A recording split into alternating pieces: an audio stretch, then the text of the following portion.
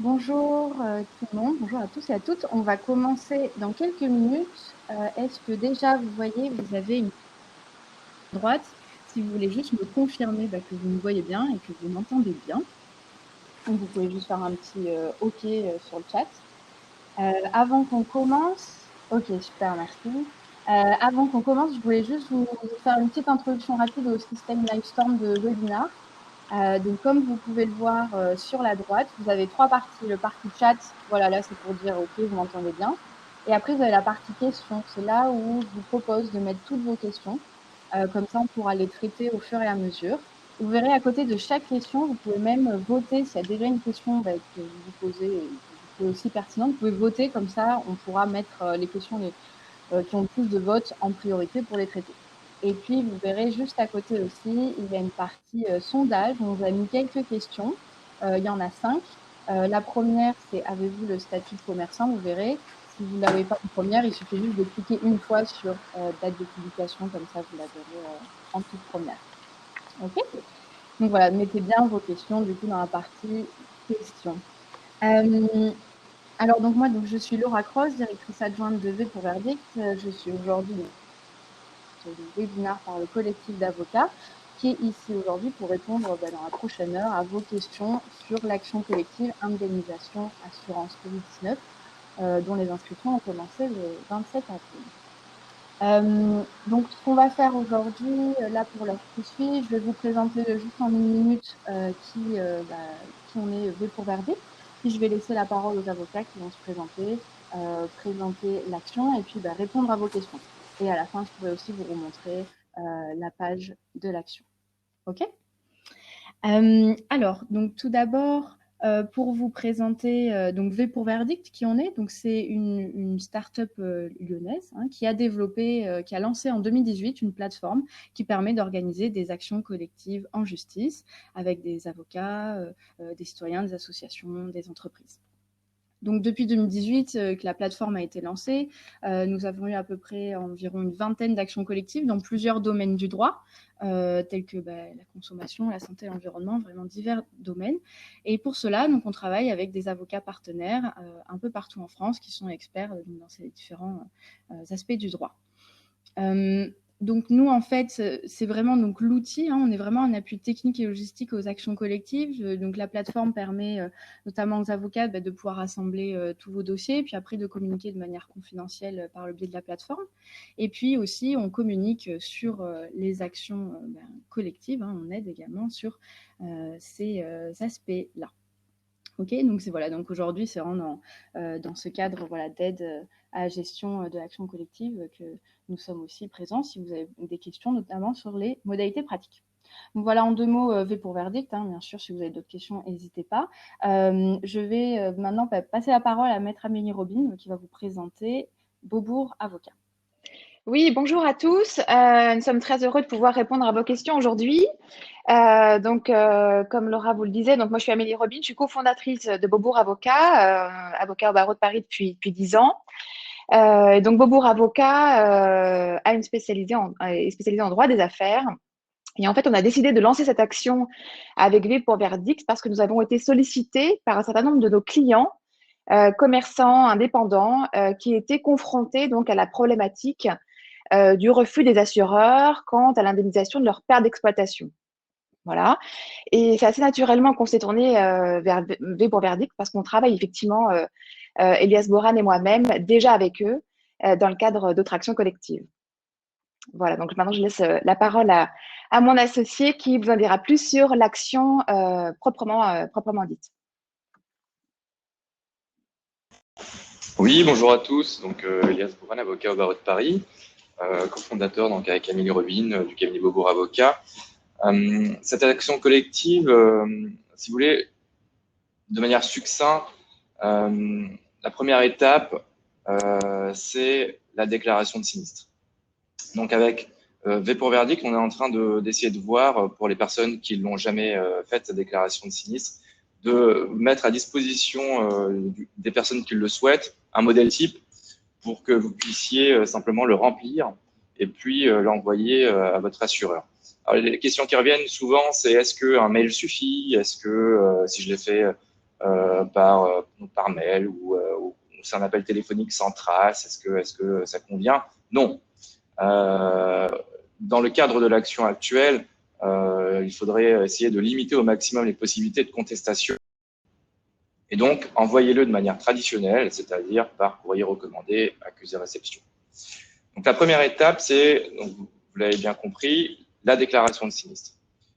La deuxième étape, c'est l'analyse du contrat. Puisque, au départ, on souhaitait ouvrir cette action au plus grand nombre et on s'est rendu compte que si on le faisait sans analyse préalable des contrats, potentiellement, il y allait avoir beaucoup de personnes qui n'allaient pas être contentes puisqu'elles vont rentrer dans une action sans avoir finalement une évaluation de leur dossier quant aux chances de succès. Et donc, pour limiter les contestations et pour une transparence totale, on s'est dit qu'on allait offrir un service juridique d'analyse des contrats. Et donc, ce service vous est offert, donc vous ne payez rien pour ça, ou si vous avez payé et que, au final, à l'issue de l'analyse juridique, il s'avère que vous n'êtes pas éligible à cette action, vous êtes intégralement remboursé des sommes que vous avez payées, à savoir les 250 €. Sur les 250 €, petite précision, il y a à peu près 130 € de frais d'huissier qui est inclus dans cette somme. Donc déjà, il y a de la TVA qui est inclus, ça nous fait du 208. Et sur les 208 restants, il y a les frais d'huissier à 130 € à peu près qui sont incompressibles. Donc nous, avocats, finalement, on facture pas cette action collective extrêmement chère, puisqu'on sait très bien qu'au final, tout le monde est dans une grande difficulté financière et donc on offre cette possibilité de rejoindre cette action à un prix qui nous paraît, nous, cohérent, avec Maître Sybille Diallo qui va reprendre la parole dans quelques minutes. Elle va vous dire, on a fait un sondage auprès des commerçants pour connaître un peu le prix qui paraissait le plus raisonnable pour tout le monde. Et donc, c'est 250 € qui est ressorti. Donc, première étape, la déclaration de sinistre. Deuxième étape, vous rejoignez, pour ceux qui le souhaitent, c'est simplement une possibilité. Nous, on ne force, ni n'oblige, ni ne pousse personne à la consommation d'actions judiciaires. Hein. C'est-à-dire que c'est un choix qui relève uniquement c'est un choix personnel. Si vous voulez agir, vous agissez. Si vous ne voulez pas agir, bien évidemment, vous n'agissez pas. Si vous voulez rejoindre vos avocats traditionnels, bien évidemment, vous pouvez rejoindre vos avocats traditionnels. Oui, Monsieur Franck Chezeux, je ne sais pas comment on le prononce, effectivement, il y a 10%. Oui, tout à fait. Ça, c'est extrêmement… vous faites bien de le préciser. Il y a effectivement 10% d'honoraires de résultat que le collectif d'avocats récupère, ce qu'on appelle des honoraires de résultat, sur les sommes qui peuvent être allouées. Donc, sur ces sommes-là, nous… parce que vous imaginez bien évidemment que c'est pas avec 78 € que l'avocat va pouvoir mener à bien une bataille judiciaire, surtout qu'on est là au départ 4 avocats. Il y a d'autres avocats qui vont nous rejoindre pour mener ce combat-là. Donc effectivement, il y a 10% qu'on récupère sur les sommes allouées. Donc la deuxième étape, c'est l'analyse du dossier. À l'issue de l'analyse du dossier, si vous êtes éligible à l'action, vous rejoignez l'action collective. Lorsque vous rejoignez l'action collective, celle-ci va se subdiviser en deux parties. La première partie, c'est une tentative de négociation amiable avec chaque assureur. Donc, vous allez être subdivisé en différents panels en fonction de vos assureurs respectifs. Donc, il y aura une négociation amiable avec chaque assureur. Vous restez maître de votre dossier. C'est-à-dire qu'à partir du moment où on tente une négociation avec un des assureurs et que cet assureur nous fait ou pas, mais si on part du principe qu'il nous fera une proposition, il nous fait une proposition d'indemnisation. Nous, on vous répercutera cette proposition d'indemnisation de manière individuelle et puis vous allez nous dire est-ce que vous acceptez ou vous refusez cette indemnisation. Si vous refusez en considérant que c'est pas suffisant, vous pouvez nous dire, maître, voilà, c'est pas suffisant, négocier plus. Nous, on souhaite, je sais pas, 80%, 90%, 100%. Donc, il y aura des multiples allers-retours entre l'avocat et votre assureur. On arrive à se mettre d'accord. Dans ce cas, on signe un protocole d'accord transactionnel qui entérine tout simplement l'accord intervenu entre vous et l'assureur.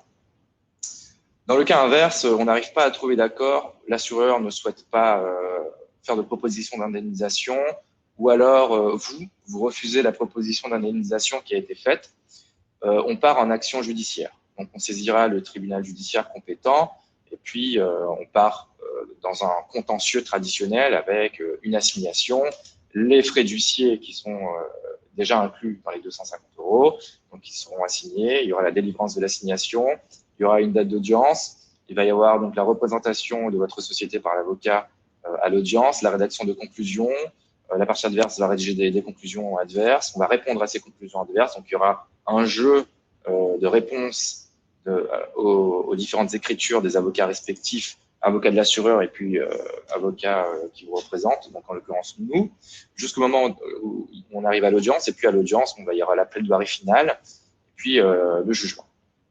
Voilà. Donc voilà, de manière succincte, un peu la vision de l'action. Cette action, elle va être clôturée pour ceux qui souhaitent nous rejoindre le mois prochain, il me semble, Laura. De toute façon, la date est indiquée sur la page de l'action. Donc, on met une date limite puisque l'idée, c'est pas non plus d'avoir une action qui reste ouverte de manière indéfinie. Nous, on est vraiment dans l'action, donc on agit ou on n'agit pas. Ce choix vous incombe. Et voilà, donc on est à votre disposition pour toute question, bien évidemment. Je laisse la parole à mon confrère, Maître Sybille Diallo, qui va vous répondre de manière un peu plus précise pour toutes les questions relatives à quel type de contrat, est-ce que je suis éligible ou pas, à quoi je peux prétendre, etc., etc. Bonjour, donc je m'appelle Sybille Diallo-Leblanc, je suis avocate en éthique des affaires et donc je suis là pour coordonner le projet et je vais vous aborder quelques points sur les bonnes pratiques pour savoir comment participer à l'action et savoir si vous êtes éligible ou pas. Donc déjà, comme on vous l'a dit, il faut que vous déclariez votre sinistre.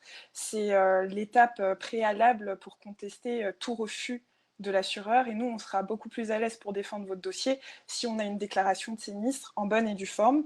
Donc, vous pouvez faire la déclaration de sinistre par courrier, RAR ou par email. Tant qu'on a une trace écrite, c'est pas grave pour le délai si vous pensez que vous avez dépassé le délai, puisque les assureurs ont tellement communiqué sur le fait qu'ils ne prenaient pas en charge la perte d'exploitation que ça joue en fait en notre faveur, en votre faveur surtout. Et donc, juste déclarez votre sinistre le plus rapidement possible. Si vous voulez vous inscrire à l'action, vous n'avez pas besoin d'attendre un refus officiel de l'assureur parce qu'on s'est rendu compte en parlant avec beaucoup de commerçants que les assureurs refusaient la prise en charge du sinistre par email, par téléphone par exemple. Si c'est le cas, vous envoyez un email en relatant les propos qui se sont tenus entre vous et l'assureur, et vous lui dites « j'ai bien pris compte du fait que vous refusiez ma prise en charge », et voilà, et ça suffit. Comme ça, vous ménagez encore une fois une trace écrite. Après, sur la documentation contractuelle, donc il faut absolument que vous récupériez vos documents, votre police d'assurance. Votre police d'assurance, elle se compose des conditions générales et des conditions particulières, et ainsi que certaines annexes en fonction des assureurs. Donc pour les conditions, quand vous avez vos documents, vous commencez toujours par les conditions particulières, celles que vous êtes censé avoir signées. Vous regardez à la première ou à la dernière page, vous allez voir une référence « J'ai bien pris note des conditions générales qui m'ont été distribuées ». Ensuite, vous avez la référence de vos conditions générales et vous tentez de retrouver cette référence particulière sur Internet, en parlant avec d'autres commerçants, ou même si vous pouvez contacter votre assureur, et normalement, il ne peut pas vous refuser, vous donner la documentation. Une fois que vous avez récupéré toute votre documentation contractuelle, vous pouvez d'ores et déjà analyser si vous êtes assuré pour les pertes d'exploitation ou non. Donc, vous regardez dans vos conditions particulières s'il y a une mention perte d'exploitation ou protection financière souscrite. Ensuite, vous pouvez aller voir dans vos conditions générales ce que signifie la protection financière ou la perte d'exploitation pour votre cas précis, tel que c'est stipulé avec votre assureur. Une fois que vous avez fait ça, alors, je vous en dis qu'il ne faut pas être parano, mais il faut être vigilant. Il faut être vigilant parce que parfois, on va vous envoyer, si vous demandez à votre assureur, il va vous envoyer les mauvaises conditions générales.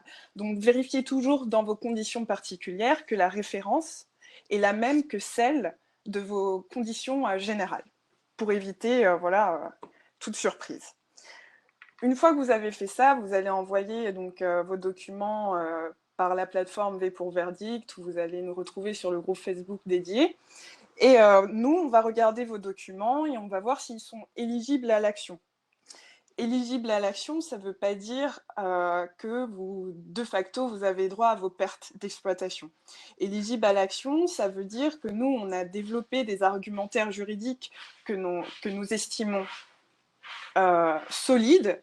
Ça veut dire aussi que vos conditions, le refus de votre assureur, nous l'estimons très contestable, et dès lors, on a jugé qu'on pouvait prendre vos dossiers et les réunir et aller en négociation, voire en justice avec ces dossiers, à l'aise avec les arguments juridiques que nous aurons soulevés.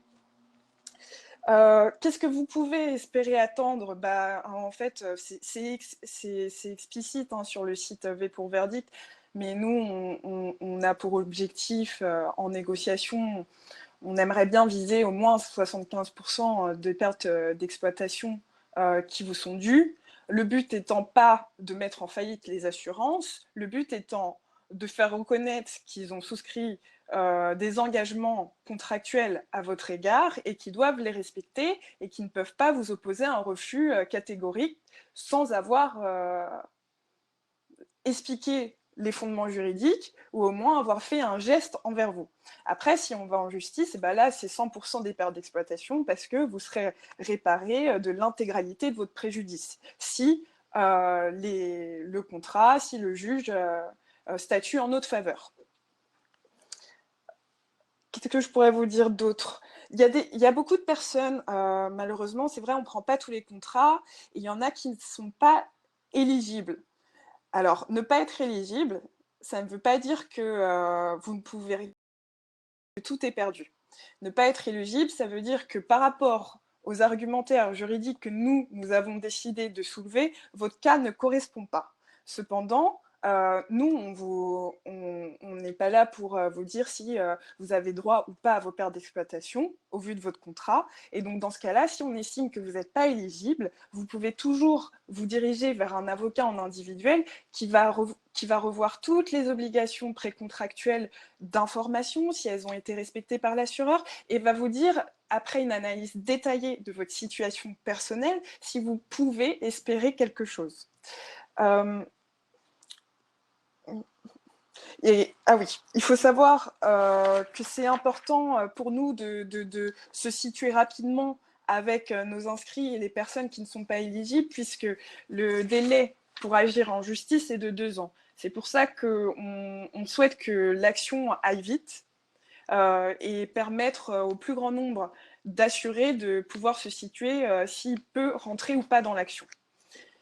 S'agissant des primes mutualistes, parce que beaucoup d'assurés ont reçu des primes mutualistes et ne savent pas s'ils doivent accepter ou non et sous quelle forme.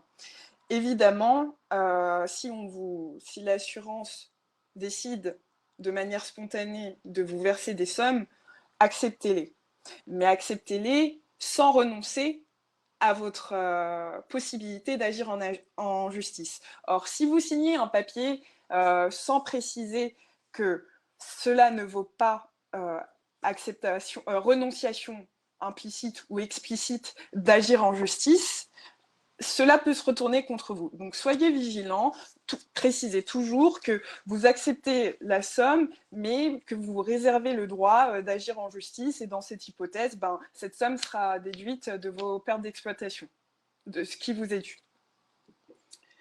Toujours laisser une trace écrite. Si vous allez en agence, si votre assureur vous demande de vous déplacer en agence pour acter de la réception de cette prime mutualiste, prime exceptionnelle, vous amendez le papier qui vous demandera de signer, vous l'amendez de votre main écrite et vous signez, vous le faites signer par votre assureur et comme ça vous êtes tranquille.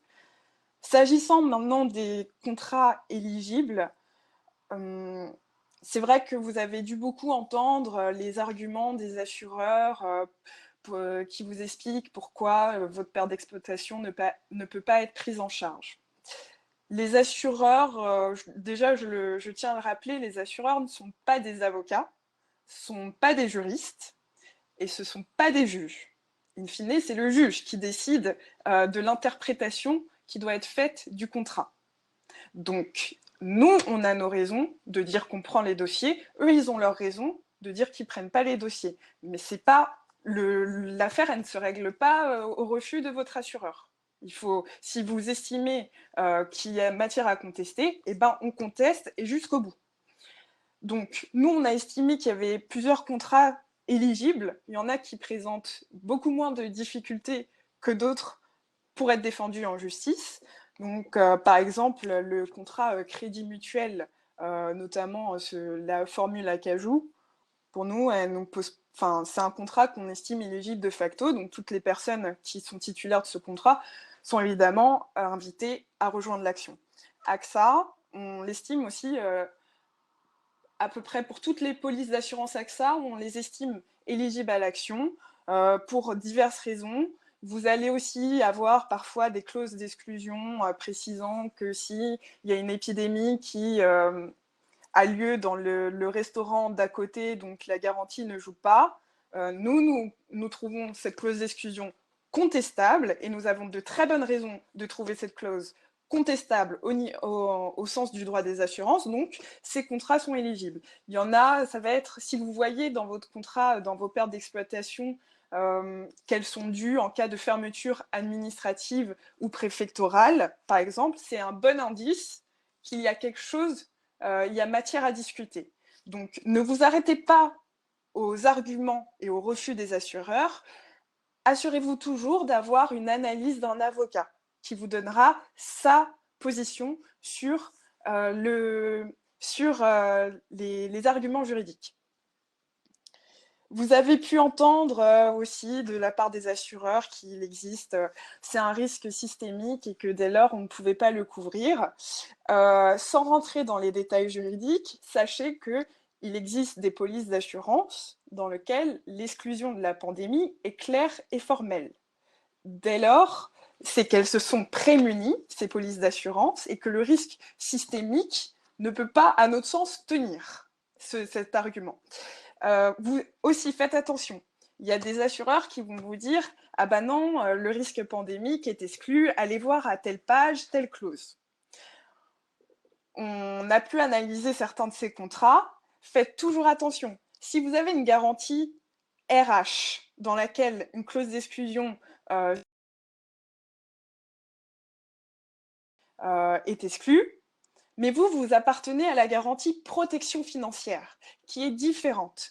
Pour chaque garantie, il y a des clauses d'exclusion spécifiques. Donc, vérifiez toujours que la clause d'exclusion correspond bien à la garantie que vous souhaitez activer. Il y a un argument aussi qui revient souvent, c'est la comparaison à la guerre. On entend bien cet argument que le risque de guerre n'est pas couvrable. Pour autant, vous verrez dans vos contrats, le risque de guerre est explicitement exclu. C'est donc normal qu'il ne soit pas pris en charge. Si vous ne voyez pas ça pour la pandémie, c'est qu'il y a, encore une fois, matière à discuter. Qu'est-ce que je pourrais vous dire? Donc, au final, restez vigilants par rapport aux refus et aux arguments de vos assureurs.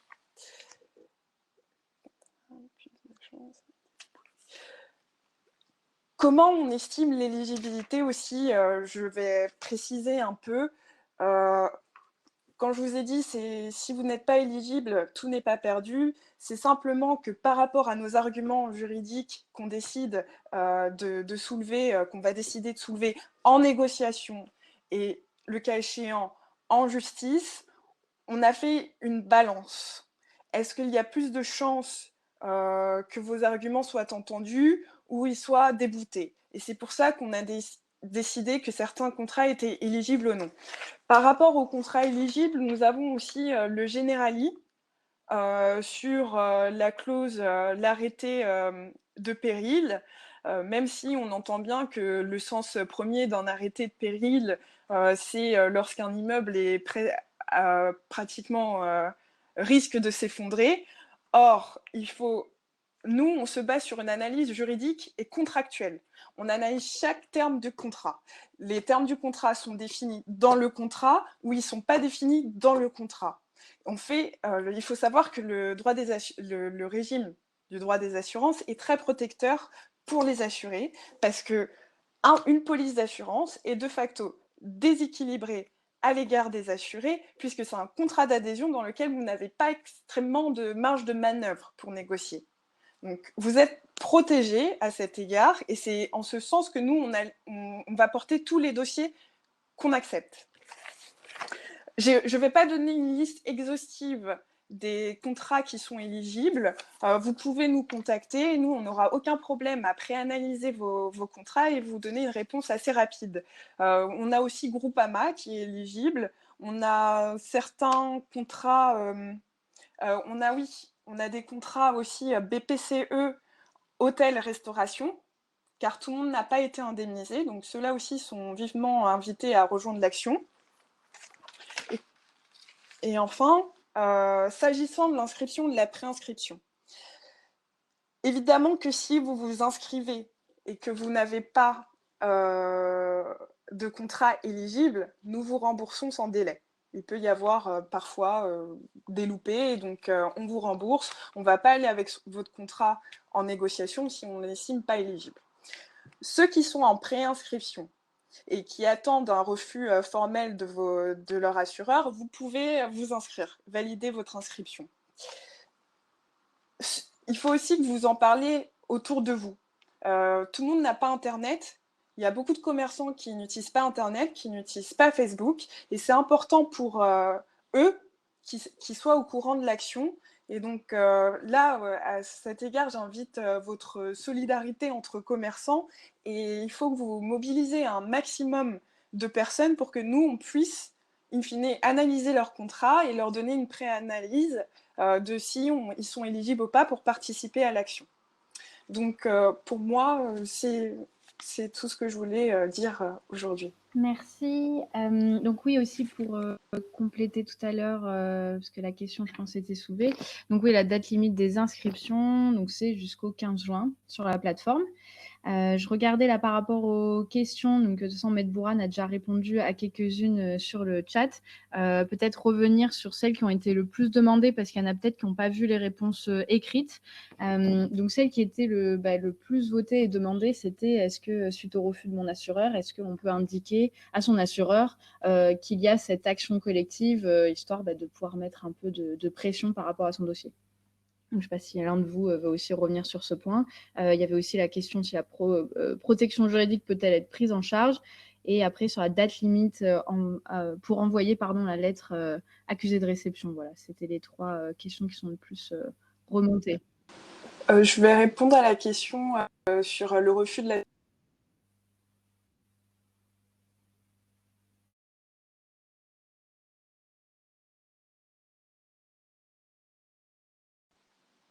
Je suis là, c'est bon ? Évidemment que vous êtes libre de dire à votre assureur que vous rejoignez l'action collective et d'ailleurs, pour rien ne vous cacher, ils sont bien au fait.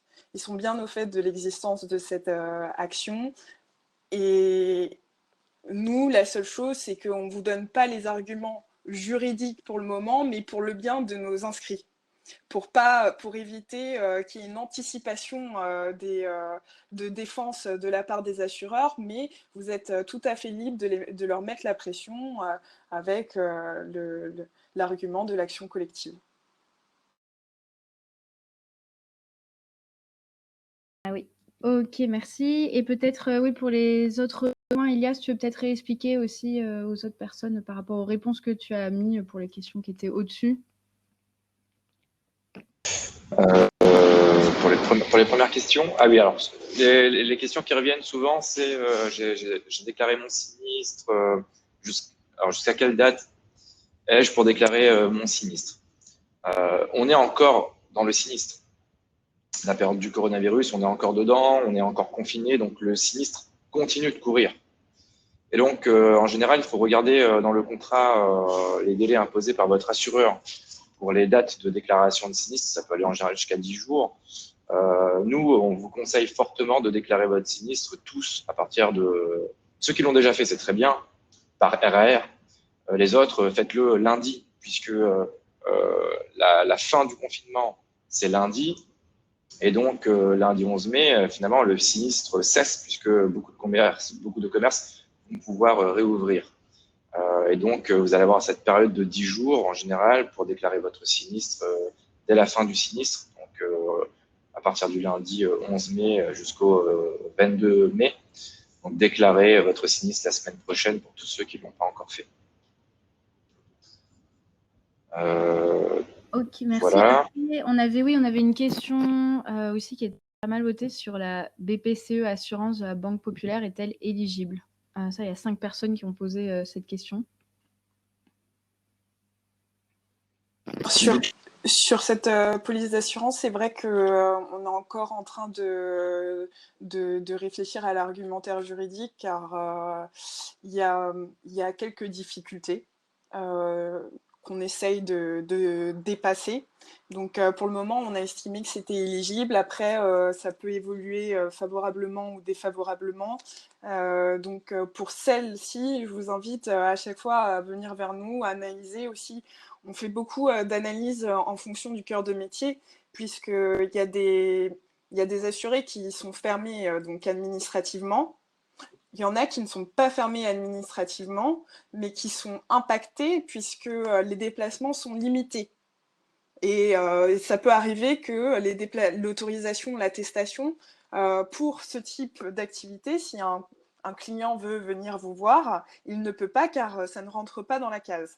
Donc pour cela aussi, on estime qu'ils sont éligibles à l'action, même si ce n'est pas une fermeture administrative. Par ailleurs, j'ai vu qu'il y avait des questions sur pardon, les modèles de déclaration. Il y en a chez V pour Verdict, il y en a aussi sur le groupe Facebook. Les commerçants sont très solidaires et donc il y en aura beaucoup qui voudront vous donner. Merci. Et après, on avait une autre question aussi qui était pas mal soulevée. Je pense que tu veux aussi un peu traiter, Sybille. Voilà, il y en a qui n'ont pas reçu les conditions générales de leur assurance et ils leur proposent un remboursement de 3 mois de cotisation. Est-ce que c'est quelque chose qu'ils peuvent accepter, mais après quand même continuer l'action collective avec vous? Alors, toujours, si on vous donne des sous, acceptez-les, mais toujours, encore une fois, précisez bien par trace écrite que cela ne vaut pas renonciation à une action en justice. Merci. Et donc peut-être pour Maître Bourane qui avait commencé à répondre, je pense que ça va intéresser aussi les participants. Ils se demandaient comment l'action va se passer, sachant que vous êtes surtout tous basés dans des régions assez différentes. Oui, alors là, encore aucune difficulté. Hein. Derrière le cabinet Beaubourg Avocat, il y aura bien évidemment d'autres avocats qui vont nous rejoindre en fonction du nombre de participants. On a compétence pour représenter tout le monde partout en France. Ça, il n'y a aucune difficulté là-dessus. Les dates d'audience, on va essayer de s'arranger avec les greffiers pour regrouper des audiences alors, par exemple, je ne sais pas, vous êtes 20 à Tours. Bon, on va demander au greffier de regrouper ces 20 audiences le même jour, ou sur 2 jours, ou sur 3 jours à Tours. Et dans ce cas-là, on se déplace, on va à Tours et on plaidera sur 1, 2 ou 3 jours. Pareil pour les autres régions de France. Il n'y a aucune difficulté s'agissant de ce point-là. Ok, super, merci. J'ai une petite précision sur l'action en elle-même, combien de temps elle prend. Nous, notre but, c'est de mobiliser le plus de personnes possible rapidement. On veut que le 15 juin, on ait clôturé l'inscription et ensuite on va aux négociations. Les négociations, l'idéal, c'est qu'elles aboutissent avant cet été, pendant cet été ou un peu avant cet été. C'est pour ça qu'on demande une mobilisation massive et rapide. Comme ça, vous pouvez vous situer dès septembre. Par contre, si on va en justice, effectivement, ça peut prendre 1 année, 2 années en fonction des délais. Mais pendant ce temps, vous n'aurez rien à faire. Nous, on s'occupe de tout. À la limite, on va vous envoyer quelques emails pour vous demander des documents complémentaires pour compléter votre dossier, mais on ne vous sollicitera pas. Vous aurez déjà fait votre travail en vous inscrivant à l'action.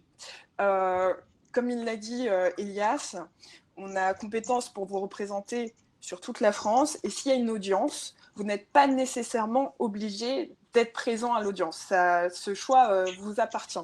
Donc, encore une fois, nous, on est là pour vraiment vous mâcher le travail, faire en sorte qu'on vous sollicite le moins possible et qu'on s'occupe tout en s'occupant de manière efficace sur vos dossiers.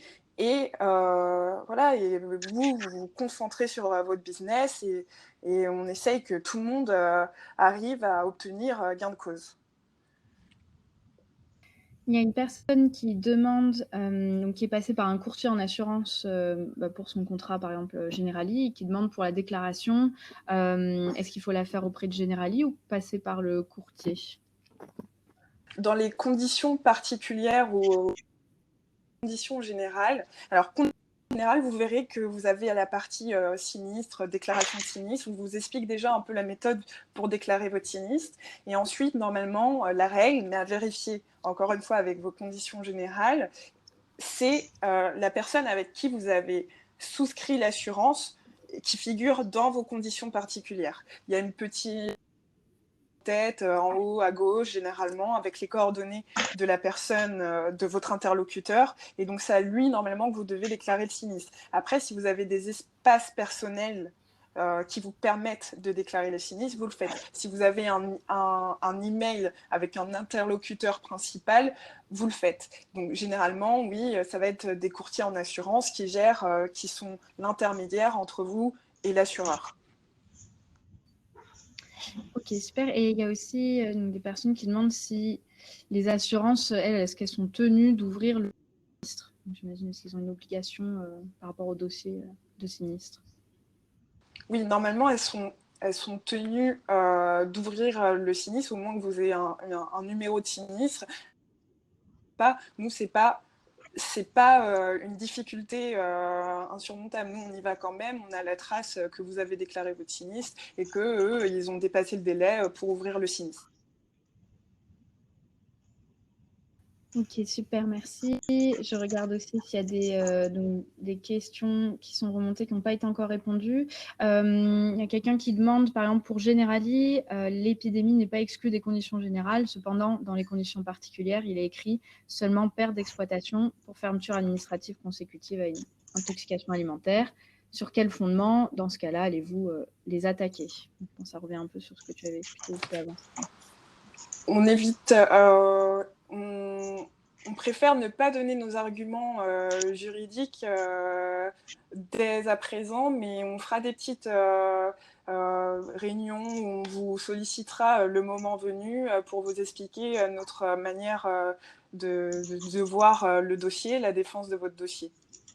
Puisque, il y a des oreilles indiscrètes parmi nous.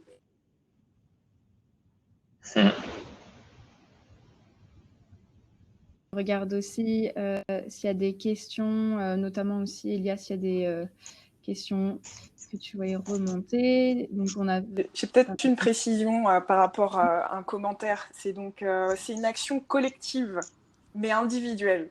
Ce qui veut dire que le dédommagement obtenu, pouvant être espéré, doit être proportionnel à votre... On ne part pas sur un dédommagement forfaitaire, chaque inscrit la même somme. On prend vraiment en compte le montant que vous aurez chiffré avec votre expert comptable ou comptable, et on part sur cette politique-là. C'est pourquoi nous disons que c'est une action collective et individuelle.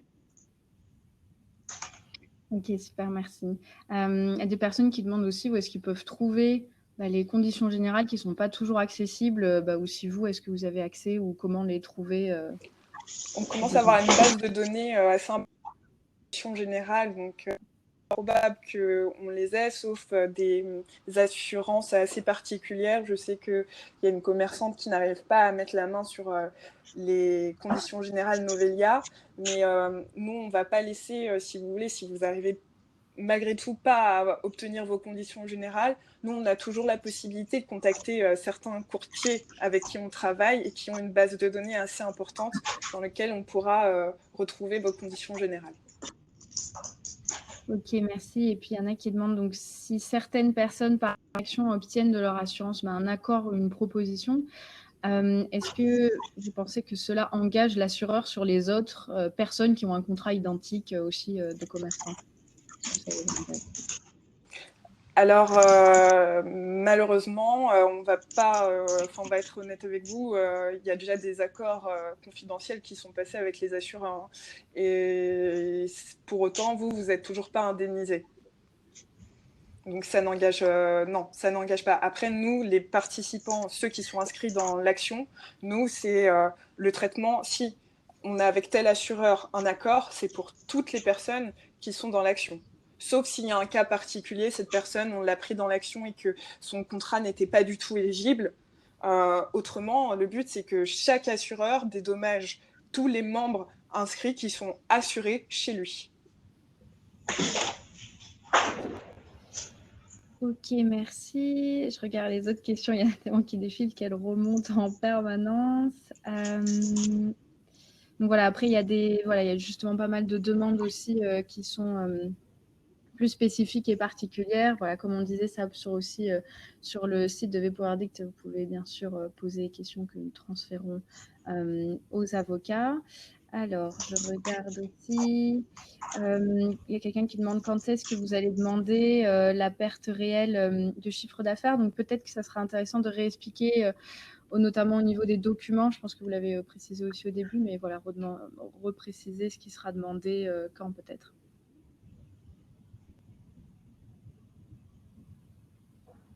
Pardon, tu peux me redire la question?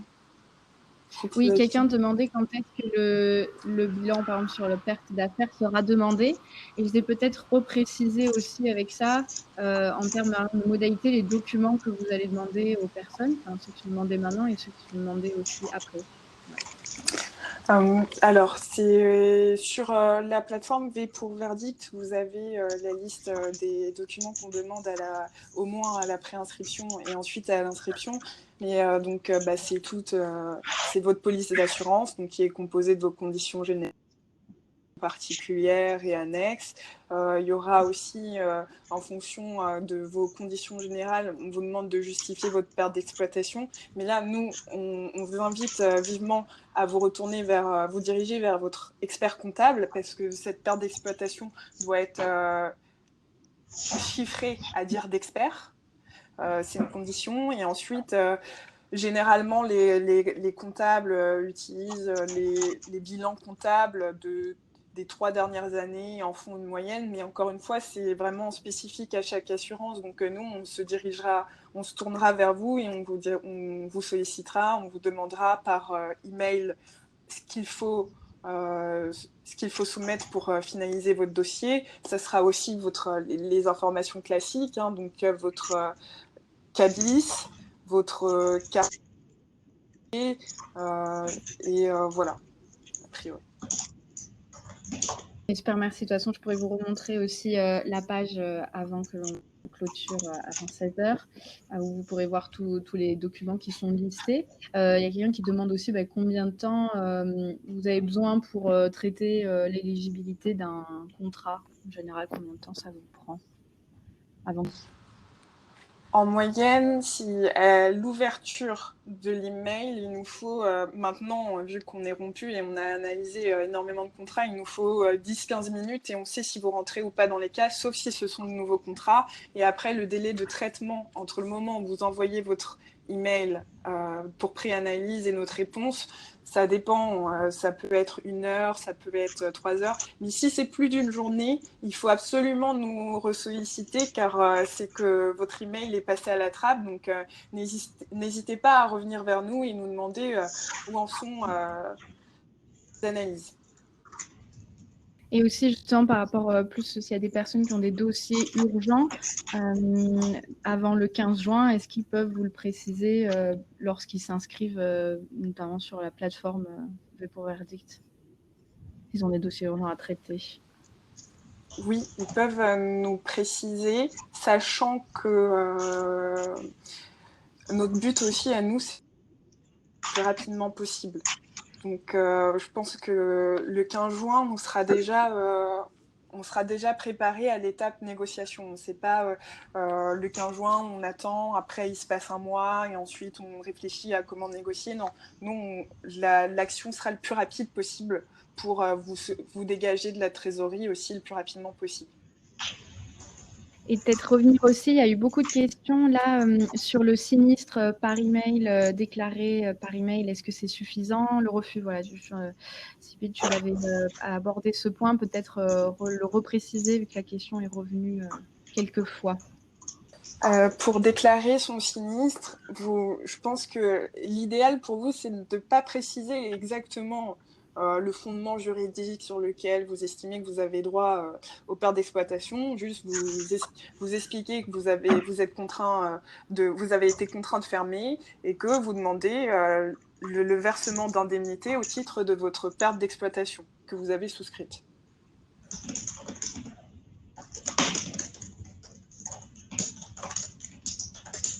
Voilà, ça y est, j'avais un petit bug. Et demander justement, est-ce que voilà, donc si le courtier répond par la négative pour sa déclaration de sinistre, donc est-ce que ça c'est suffisant? Et est-ce qu'un courtier est tenu responsable s'il y aurait un mauvais conseil ou une position réfractaire? Alors, c'est suffisant si vous avez un refus de votre courtier. Je comprends qu'il y a beaucoup de commerçants, artisans, indépendants, PME, TPE, qui ne veulent pas agir contre leur courtier.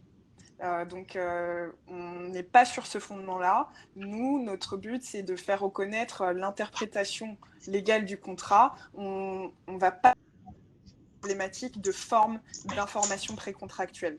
Pour ceci, on invite les personnes qui voudraient se baser sur ces fondements juridiques à solliciter un avocat en individuel qui, lui, pourra prendre le temps d'analyser votre situation au cas par cas et analyser les échanges d'emails et autres. Cela dit, on utilise, si vous avez des échanges d'emails avec votre courtier ou votre assureur, évidemment qui feront partie de votre dossier.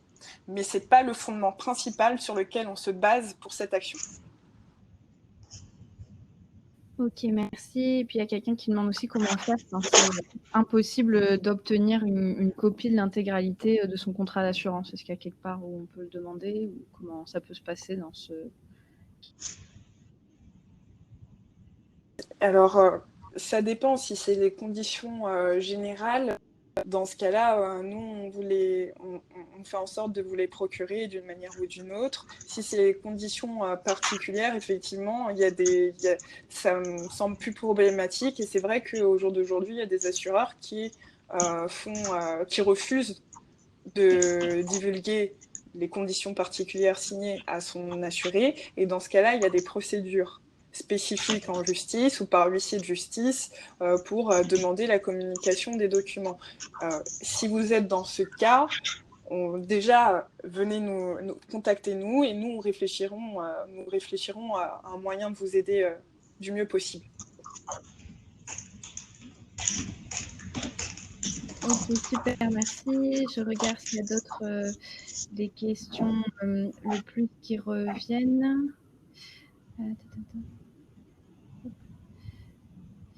Donc, on a pas mal, voilà, justement, sur la disponibilité du modèle de déclaration de sinistre. Donc, comme ça a été précisé, donc on mettra justement à disposition sur la page de l'action que je vais vous remontrer après. Il y a quelqu'un aussi donc, qui demandait combien il y a de personnes actuellement inscrites. Qu'est-ce qui se passe si les 150 personnes ne sont pas réunis?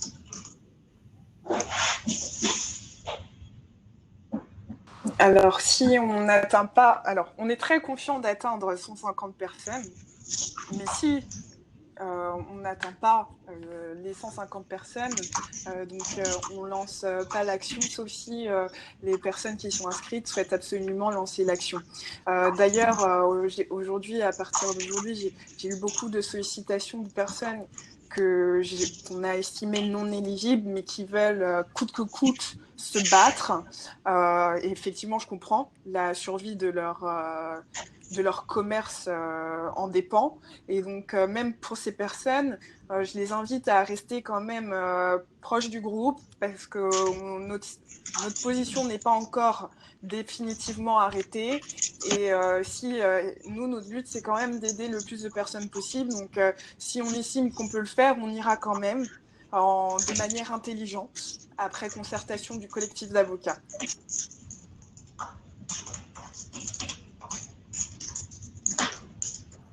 Ok. Merci. Donc, je vois qu'il y a une pop-up, peut-être qu'il y a une question, Amélie et Elias, auquel vous vouliez aussi répondre à l'oral. Il y a plein de questions, j'arrête pas de répondre dans la mesure du possible à toutes les questions posées dans la rubrique questions. Mais globalement, l'idée, pour toutes les personnes qui demandent est-ce que je suis éligible, l'idée, la réponse est simple. Envoyez-nous votre contrat. De toute façon, ça ne vous coûte rien. On l'analysera en 10-15 minutes et puis on saura vous dire si oui ou non vous êtes éligible. Qu'est-ce que signifie être éligible? Alors, ce que ça signifie, c'est simplement que vous avez la possibilité de rejoindre notre action collective, puisque on a considéré, par rapport à tous les fondements juridiques sur lesquels on souhaite nous fonder, intervenir, que votre contrat entre dans ces conditions-là. Par exemple, il y a des contrats où il n'y a absolument aucune raison de refuser l'indemnisation puisqu'il n'y a aucune clause d'exclusion. Et donc, c'est vrai qu'on est capable de vous dire assez rapidement si oui ou non vous êtes éligible. D'autres contrats sont rédigés de manière un peu plus complexe, mais on dispose de moyens d'action également. D'autres contrats ont des clauses d'exclusion qui sont nulles. D'autres contrats, la clause d'indemnisation est rédigée d'une telle manière qu'elle vide de sa substance l'idée même de donner une indemnisation pour perte d'exploitation. Donc, si vous voulez, il y a différents fondements juridiques. On ne va pas pouvoir rentrer dans le détail avec vous pour deux raisons. L'une, simplement, qu'on n'a pas forcément envie de vous donner toutes nos stratégies d'attaque sur cette plateforme Livestorm, puisque il y a également parmi vous des assureurs. Bonjour. Et d'autre part, parce que ça va nous prendre trop de temps également de vous dire à chaque fois le fondement juridique, et puis on va rentrer dans du détail. Vous n'allez pas forcément saisir toutes les nuances, pas tous, hein, bien évidemment, certains d'entre vous, peut-être même beaucoup, vont comprendre, d'autres ne vont pas forcément trop saisir le pourquoi du comment, et puis on va rentrer dans un débat juridique, alors que le débat juridique, devant un tribunal, la partie adverse, et puis un juge qui va se prononcer. Et nous, on se base bien évidemment sur la jurisprudence constante de la Cour de cassation sur ces problématiques-là, à savoir qu'on ne va pas initier une action si on considère qu'on n'a aucune chance ou très peu de chances d'obtenir une indemnisation. Donc, pour les dossiers où on considère, après analyse, que vous n'êtes pas éligible, c'est-à-dire que vous n'êtes pas éligible dans ce que nous, on considère être des moyens d'action efficaces donc, voilà, des moyens d'action efficaces d'obtenir une indemnisation, tout simplement. Après, si on vous dit que vous n'êtes pas éligible et que pour autant vous souhaitez agir, eh bien, ça ne veut pas dire qu'il est impossible d'agir. Il est bien évidemment toujours possible d'avoir une stratégie juridique d'attaque différente de la nôtre. Et puis, pour ça, vous pouvez vous rejoindre, vous rapprocher de vos avocats habituels ou contacter d'autres avocats qui vont essayer de trouver peut-être de nouveaux moyens d'action. En tout cas, nous, on se concentre sur l'efficacité.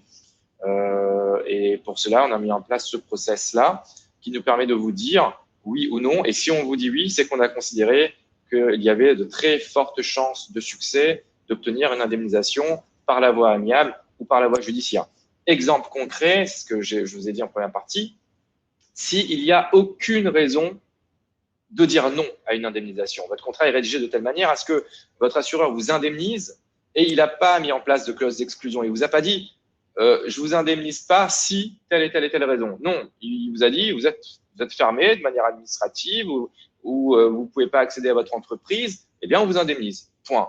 Bon, et bien alors,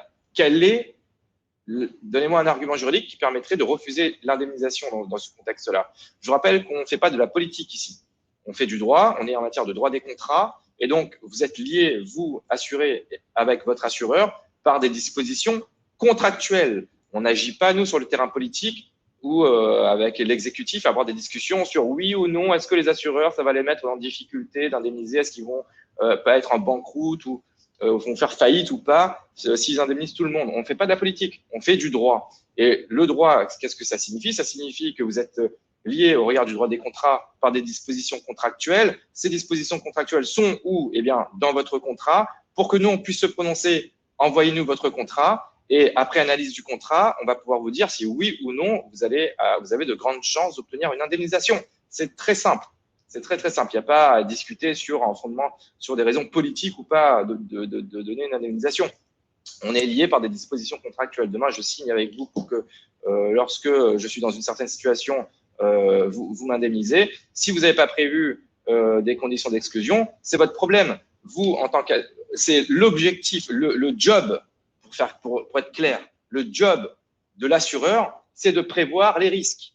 Et donc, s'il a mal rédigé son contrat, parce qu'il a mal prévu les risques, ben, ce n'est pas à vous, assuré, d'en pâtir. Donc, c'est très clair. Et nous, voilà notre, si vous voulez, dans les grandes lignes, notre action, notre moyen d'action. C'est-à-dire qu'on agit sur le terrain contractuel. L'assureur, il a bien fait son travail, il a bien rédigé son contrat. Eh bien, on va vous dire, malheureusement, on considère, nous, avocats, ce panel d'avocats-là, qu'il y a très peu de chances d'obtenir une indemnisation. Et donc, on va refuser le dossier. Ça ne veut pas forcément dire qu'il n'y a aucune chance. Sauf que nous, on ne veut pas prendre ce risque de partir avec des dossiers faibles. Et donc, si c'est un dossier faible, on vous dit non et vous allez voir peut-être un autre avocat. Mais en tout cas, si on vous dit oui, c'est qu'on considère, nous, après analyse, qu'il y a de fortes chances d'obtenir une indemnisation. Donc ça, il faut bien le comprendre. On fait pas, encore une fois, on ne fait pas de la politique, on fait du droit et on est lié contractuellement par des dispositions contractuelles. Et puis, lorsqu'on est lié par ces dispositions contractuelles, il ne faut pas se laisser dicter sa loi par un assureur. À un moment donné, l'assureur, il n'est pas au-dessus des lois. Il y a, heureusement qu'on est dans une démocratie où les pouvoirs sont divisés. Il y a l'exécutif et il y a aussi le judiciaire. Et donc, si on n'obtient pas gain de cause par une voie amiable ou par des tractations politiques, eh bien, on va aller devant un juge et puis le juge va juger, très simplement.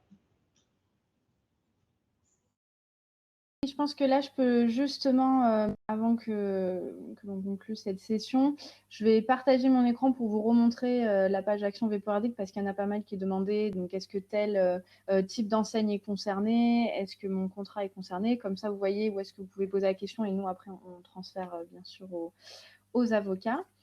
Hop là, donc je vais vous montrer et ce qui me… Je pourrais répondre à la question de quelqu'un demandé si… donc, qu'est-ce que veut dire incubation? Donc, je vais vous montrer. Donc, voilà, là, quand vous êtes sur vpourdic.com, là, vous avez accès directement à la page d'action. Et vous voyez ici, que ce soit en bas à droite, vous pouvez cliquer dessus et vous avez le chat. Donc, c'est souvent, voilà, donc l'équipe de Vpourdic qui est derrière. Et puis après, on transfère les questions. Comme je disais, on y répond en semaine, hein, surtout du lundi au vendredi. Et donc, voilà, quand vous cliquez là sur rejoindre l'action, donc là, vous avez la page de l'action où il y a tous les détails. Okay, donc là, on a bien dit, voilà, vous voyez bien qu'il y a 15 juin, c'est la clôture des inscriptions. En fait, c'est ce qu'on appelle, c'est ça la période d'incubation. Quand vous mettez la souris dessus, vous verrez, ce sera expliqué. Incubation, c'est vraiment le temps des inscriptions. Donc là, vous avez le résumé. Il y a d'ailleurs le lien sur le groupe Facebook. Voilà, le résumé avec toutes les informations, l'infographie explicative. Puis, vous avez modalité. Donc là où tous ces points-là ont justement bien été expliqués sur comment ça va se passer. Et vous avez la liste des documents qui seront exigés à l'inscription et puis et d'autres documents que vous pouvez mettre après sur votre espace personnel VPORDIC pour l'étude de votre dossier. Et ensuite, si vous voulez également avoir plus de détails. Il y a aussi une partie comprendre l'action qui a été faite, qui vous permet aussi de voir un peu plus en détail. Donc voilà, et là aussi encore, quand vous êtes sur la plateforme, il y a encore le chat là qui est possible si vous voulez envoyer quelque chose ou nous poser des questions avant de vous inscrire. Hop là. Voilà. Du coup, je pense qu'on a pu couvrir déjà. Hop. Petite précision, c'est 250 € par personne. Donc si vous avez 6 polices d'assurance, vous payez seulement 250 €.